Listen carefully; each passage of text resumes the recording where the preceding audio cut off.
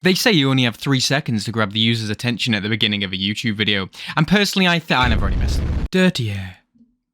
Dirty air. What is dirty air?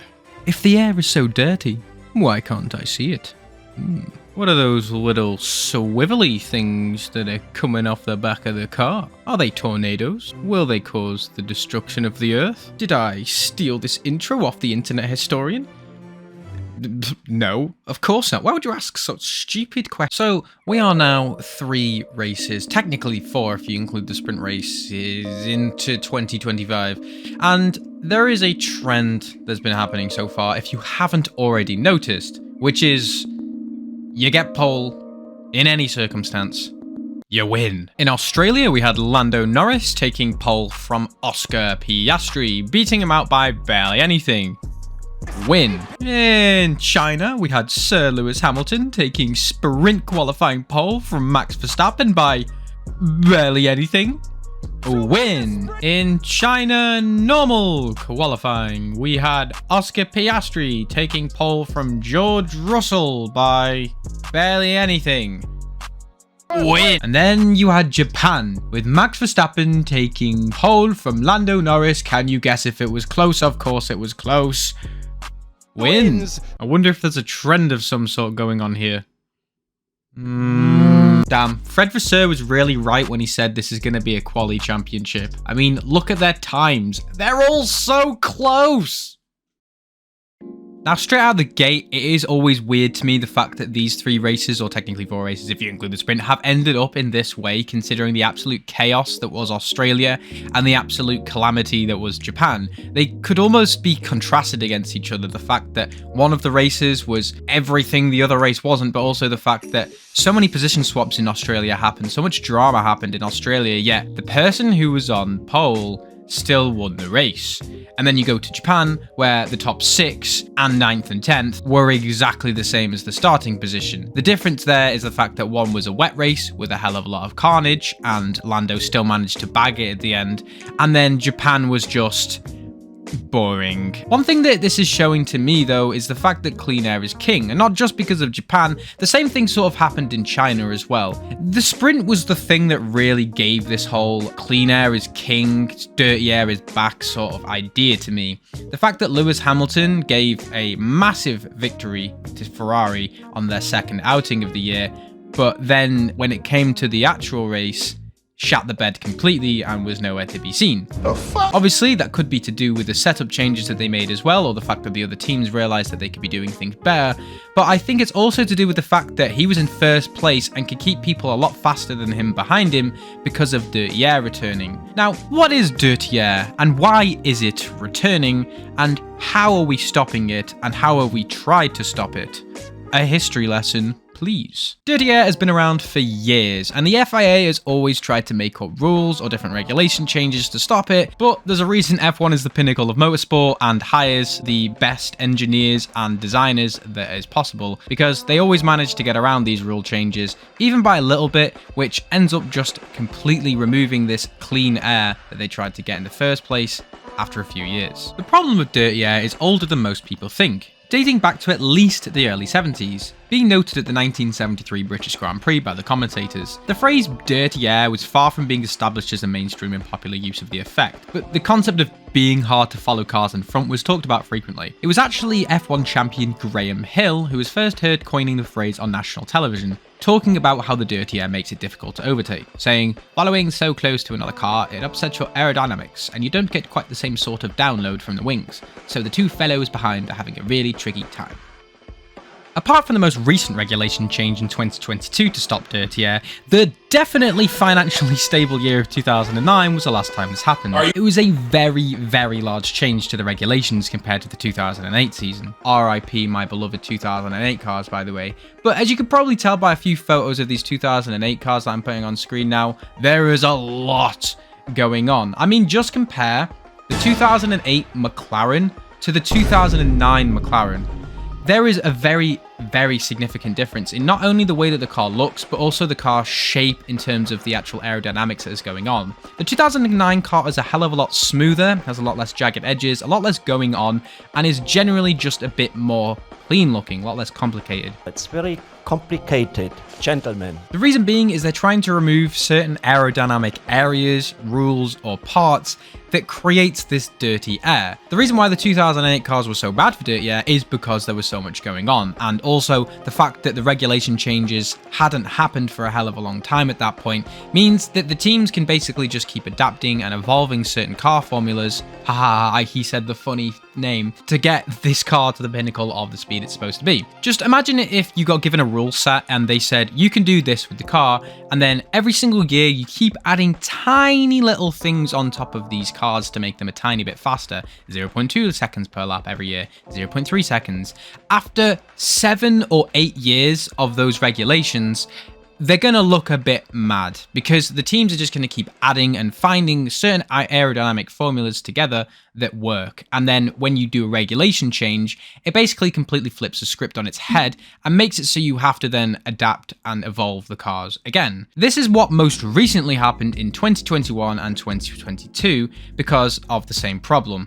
2021 cars looked absolutely beautiful. Oh yes, daddy. But unfortunately, they had a massive problem when it came to dirty air. And then the 2022 regulations were trying to fix that by doing what the 2009 regulation change did, which was make it so they're a lot more simple looking and there's a lot less aerodynamic stuff coming off the car, in turn making less dirty air. Also switching it to ground effect, meaning that you're more about the vacuum underneath the car rather than the actual aero that goes over the car itself to stick the car to the ground. After a few years, as is now, we've been in the regulations, like 4 years, 4 seasons, teams have now managed to adapt and make the perfect formula for these cars, which unfortunately means that they're going to have a lot more aerodynamic things on top of the car itself as opposed to just underneath it, and get a lot more performance out of the cars, yes, but more performance, which more downforce equals more complicated aero things, which then means more complicated air.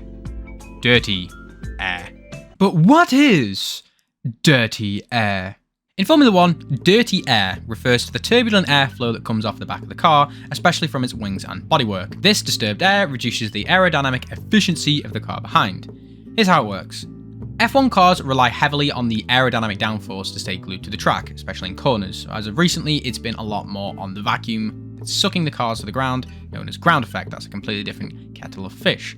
When a car follows closely behind another car, it enters the dirty air zone, usually within about 2 seconds. The turbulent air disrupts the following car's airflow, especially over its front wing, which means it loses grip and therefore downforce, meaning it's harder to follow the car in front. This makes it harder to corner effectively as well and can increase tyre wear. It's one of the main reasons why F1 cars traditionally struggle to race closely, especially before a lot of regulation changes managed to happen, as 2008 and 2021. These were designed to reduce the impact of dirty air and allow for better wheel-to-wheel racing, and had worked for the short term but have managed to completely do the opposite in recent years.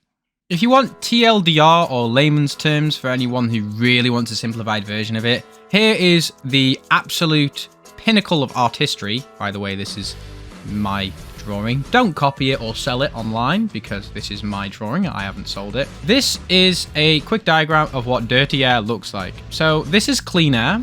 As you can see, the air coming off the car is straight and is very clean because there's not a lot of things disrupting it as it's coming through the car itself. So it's coming off the car, going into the other car, and the driver's very happy because there's not a lot of things messing that air up, meaning it can just go straight into his car and he can use that air as his own downforce.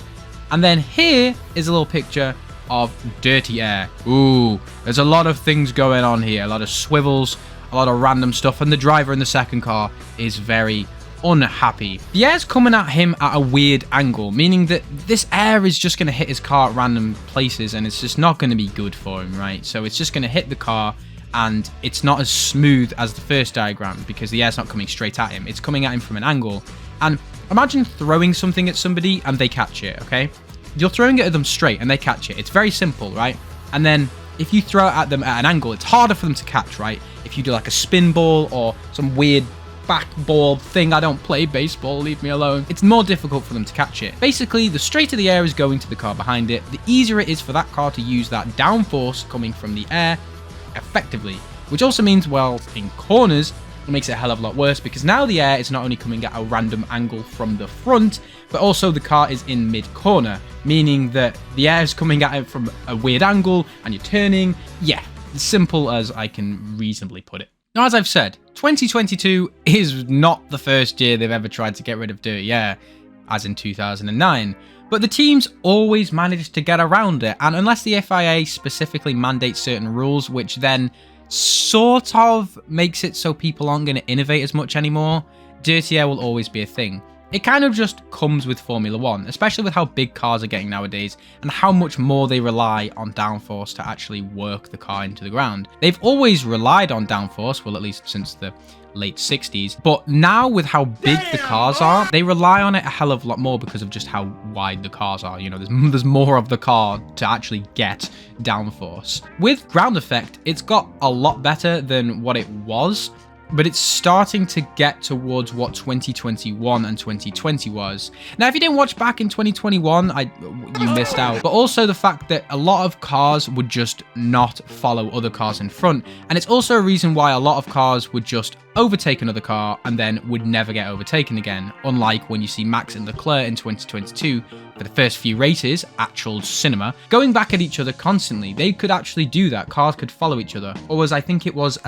Austria 2022 as well, when there was like 6 cars going into turn 3 all together. In 2021, you would have never had that. But as of recent, it started to return more to the 2021. Not as bad as 2021, like, because it was literally like, oh my god, he's going to mount an attack. Oh no, he's already 1.2 seconds behind. Now, it's not all to do with the fact that dirty air is a thing and it's actually affecting the aerodynamics, meaning cars can't follow. It also affects tire wear. And in a sport where the tires are, I'd argue, the second most important thing to a race, obviously first thing is your pace, which you could argue is also linked to tire wear, but everybody wants their tires to last as long as possible. If it was up to the drivers, they'd make it so their tires were as fast as possible for the whole race.